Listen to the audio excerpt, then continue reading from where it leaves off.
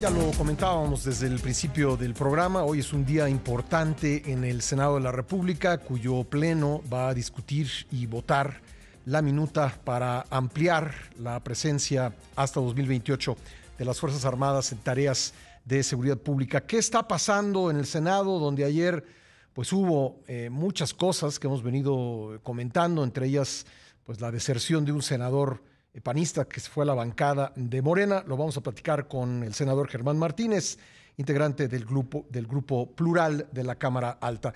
Germán, ¿cómo estás? Buen día.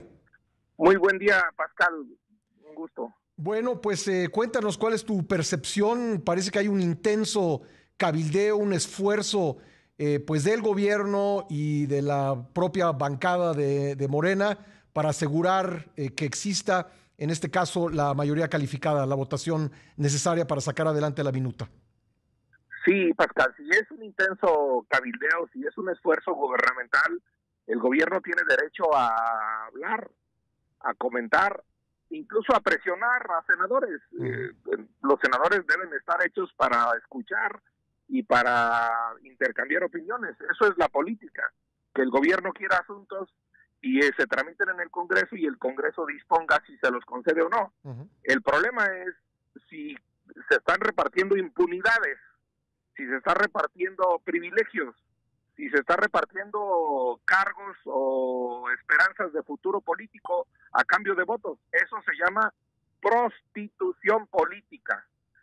Y eso es lo que ocurrió, no con el compañero senador Raúl Paz, que yo no me consta nada, pero sí lo evidente es que Alejandro Moreno, el dirigente del PRI, la verdad histórica que Renato Sales nos ha contado es que es un presunto delincuente, en el que un martes sí y otro también, la gobernadora de Campeche lo exhibían, y de repente silencio, abrazos, y ya no hay impulso procesal a su desafuero que piden los mismos de Morena.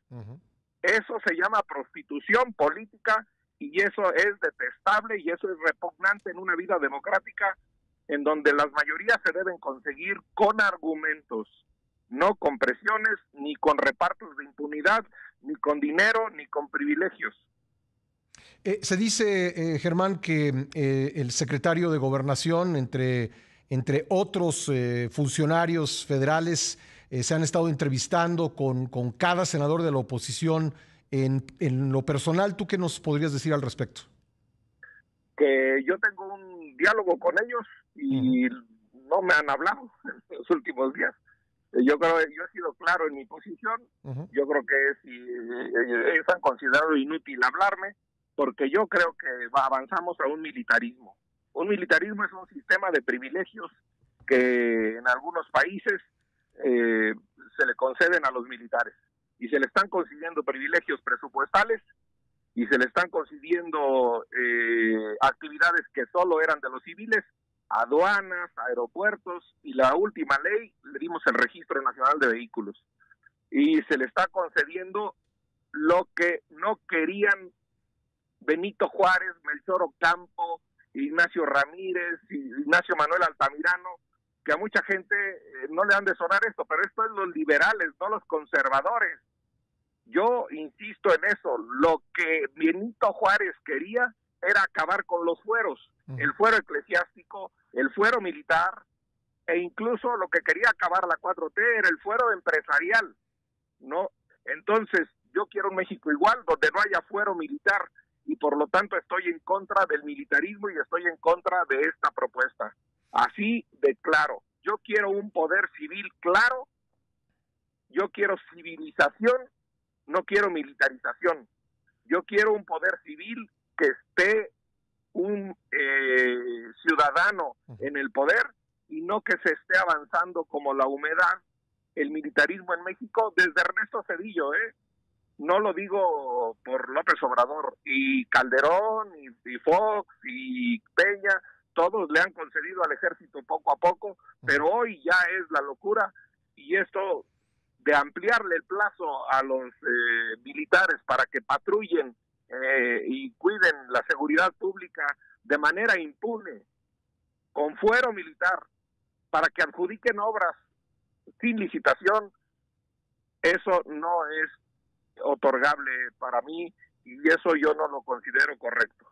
Además, senador, hay que tomar en cuenta, aparte de lo que acabas de decir y que es cierto, hay que tomar en cuenta que este presidente ofreció en campaña lo contrario a lo que está sucediendo. Él dice que cambió de opinión al darse cuenta de las cosas.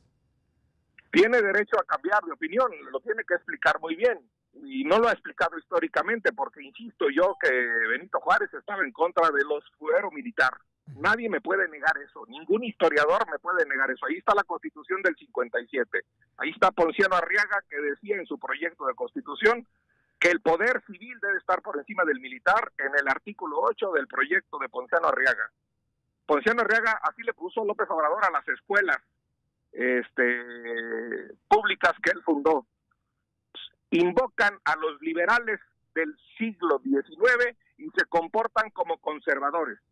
Debo decirlo con todo respeto, con todo cuidado, pero como senador de la República, el discurso del general secretario Sandoval, el Día de los Niños Héroes, un discurso donde nos acusó de que tendencias antinacionalistas, estoy usando mis palabras, sí, pero de un discurso absolutamente de Morena, pues él pareció más conservador que liberal, y el ejército no se debe meter a política.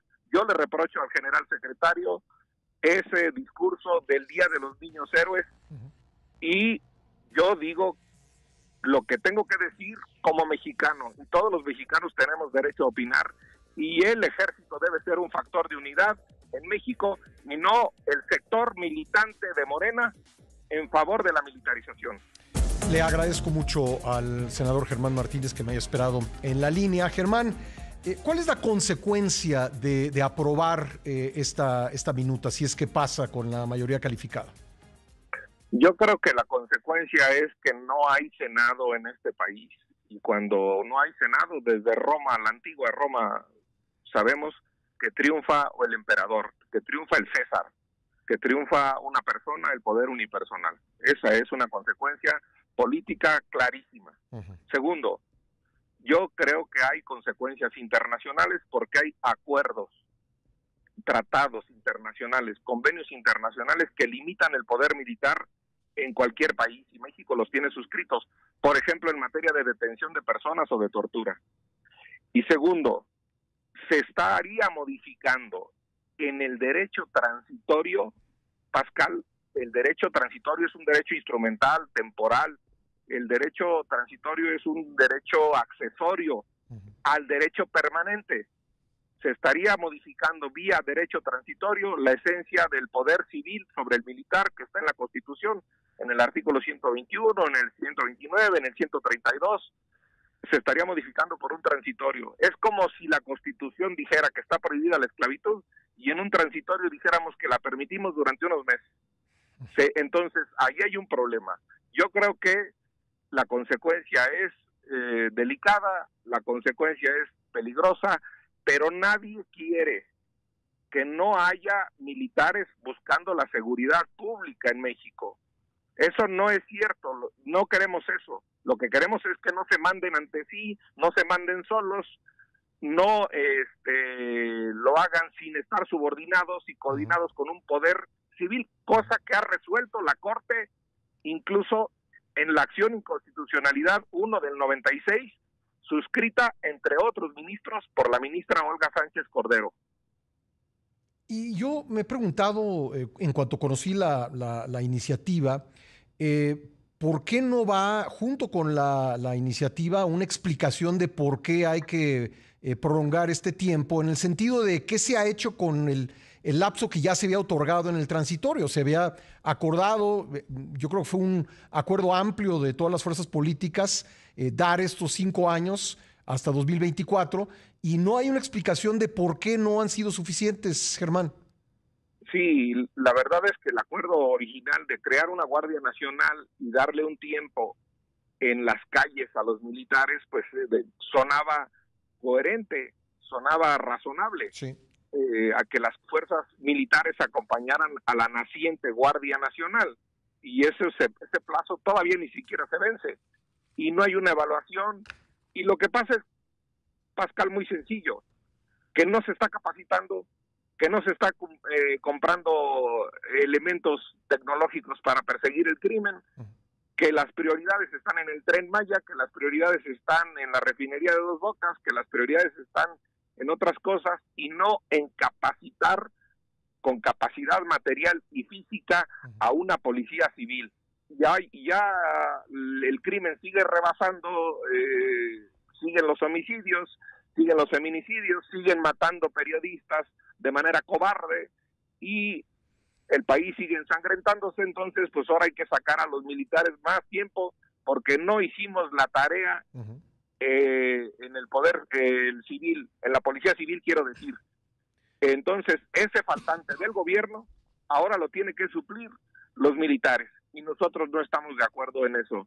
No estamos en contra de los militares. Ha habido militares leales como Felipe Ángeles, como Gustavo Garmendia, pero también ha habido militares, como también hay senadores, diputados y todo, ruines, asesinos incluso, dentro del ejército. Y esos límites deben estar claros.